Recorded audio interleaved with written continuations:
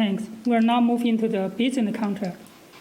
So board member, if you have any questions, please raise your hand. We have Mr. Pindle here. Ms. Cortoni? This is about the Panorama contract? Yes, ma'am. I'm still struggling with the parental consent part of this, and I'm just wondering if Dr. Walker can come on to speak to that. I understand the opting in would decrease participation, but it is still concerning, and I'm just wondering if we can compromise on this or figure out a way to involve parents in this. Because it's not just data collection, it's analyzing that data and directing how we're going to respond. And it's, asking students questions and putting that together with absence rate, all of that kind of stuff. It's not just simple data collection. Thank you.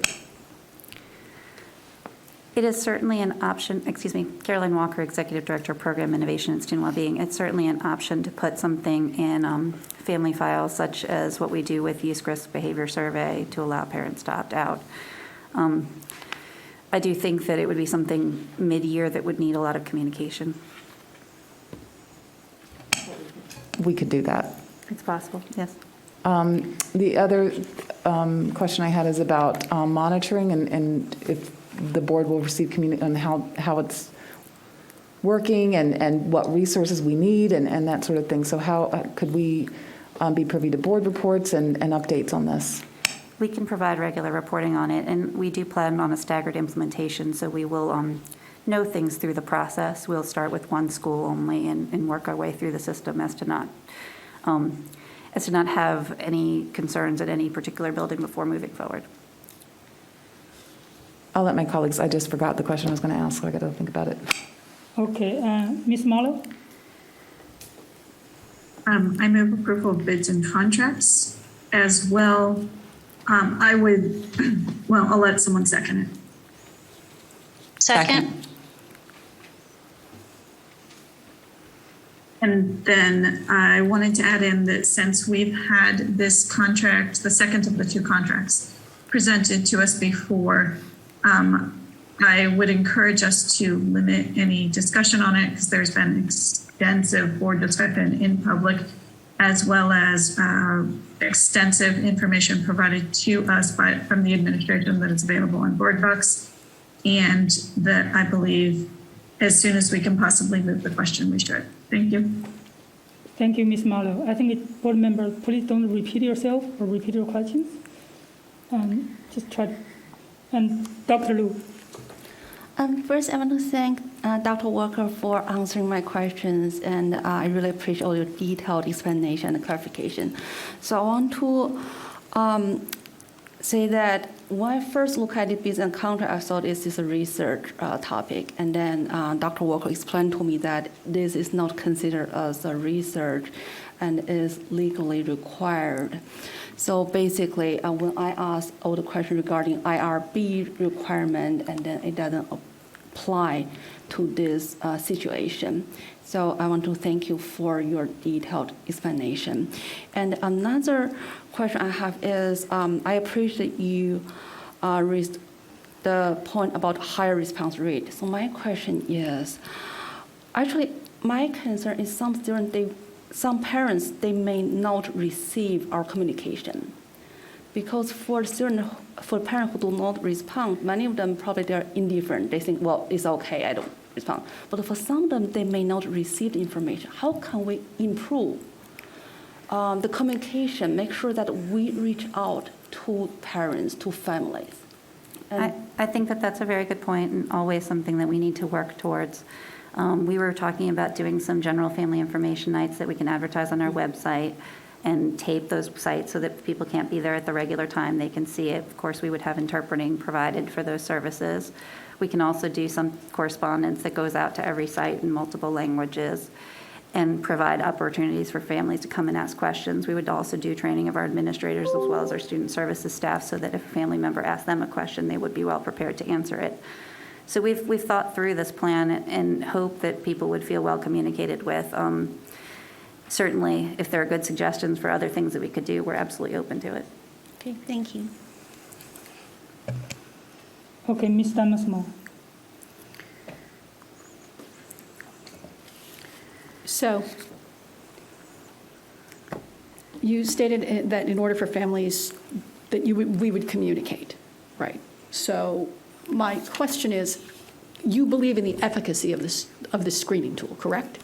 That is why we selected it. Okay. So if we believe in the efficacy, then why are we so concerned that by opting in, parents will not do so? Because if you're saying we are going to do a communication plan, for lack of a better term, then we can have parents opt in. I know we've discussed this already, but I certainly know that there are many things that parents don't choose to respond to, even if they're things that we've done very thorough communication plans with. So I don't believe that that is the most appropriate way to share information with families in this particular case, in my opinion, which I've shared already. Right, and in my opinion, I would have to disagree when it comes to the mental health of our students. It should be the parents that make the decision and not the school system, definitely not this board. And the fact that we are relying on basically hiding the information and hoping that parents are not going to see the information in order to utilize this tool is incredibly concerning. And I think that I don't understand. I mean, there is no law, correct, that states we cannot. There's no law preventing us from having parents opting in, correct? I think that when I read the House Bill 1300, I'm looking at it to say that I'm developing and implementing a standardized to identify students with behavioral service needs in an evidence-based approach. That really does mean all students. We didn't have this conversation about the rating measure and whether I could opt out as a parent and that you'd give me informed consent that I really want my child to be screened for reading. I don't remember any of this conversation there, and I believe that this is really very similar. Personally, I think there are lots of parents that may want to opt out for that too, but I don't see that conversation. So I think that really this is in the purview of the school system to make sure that children's well-being is intact. And so this is one measure that we've been asked to do legislatively, but that we also I'm believe going to, because I have limited time. So this is about the mental health of our students, which could be going into the medical area. So parents should have that decision, not the school system. And the bill does not require that all students need to be done. So if a parent, I want parents to understand, if they don't want their child to do this, their child does not have to participate, correct? I think there are lots of ways in which that can be designed. I have a question for Mr. Blum, which is, if we create with this screening tool, for example, if a 4 out of a 5 means that a student is in crisis, or because we don't know what's going to happen with this data. We're going to use this data to inform, are we going to use the data to make informed how we're going to relate to a student? I don't know if that's questions for Mr. Blum, but I know you asked it to him. Well, actually, first to you, yes or no. Will the tool be used in order to determine a reaction or some action with the student? It could potentially result in some action. It certainly is not a diagnostic tool. It's certainly not making a decision about a child, but it could result in some action. Okay, so yes. So I guess my question to Mr. Blum is, are we creating a legal expectation and on the part of the school system or our educators based on this tool, and whether or not, God forbid, something happens or doesn't happen and we react or we don't react? Good evening again, Chair Wu, Dr. Moderano, members of the Board of Education. This is Mark Blum. Ms. Delmont Small, I have not seen this tool, and so I'm not in a position to, I'm not up with you. I'm not in a position to answer specific questions about what an answer to a question may be. I don't know what the question is. I don't know what the answers are. I don't even know whether or not they are narrative answers or pre-populated answers. So I need more information to move this conversation along. I believe you might be referring to the fact that under certain circumstances, a school system can be on notice that a student is considering harm to themselves.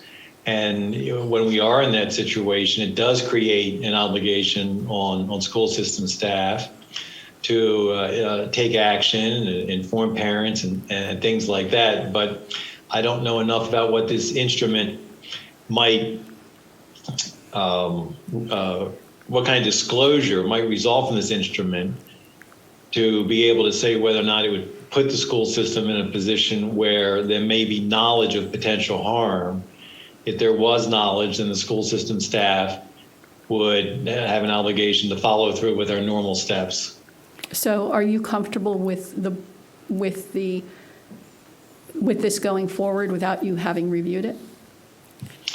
Yes, I trust Dr. Walker, and she's well aware of everything that I just alluded to in terms of the responsibility of school counselors and others in circumstances of harm, et cetera. I'm glad to continue the conversation with Dr. Walker and others, provide guidance, plan, anticipate, make sure that the staff is prepared for that kind of possibility. I'm glad to continue those kind of discussions, but I am comfortable that any scenario that could possibly come up, that we can train our staff to have the appropriate response.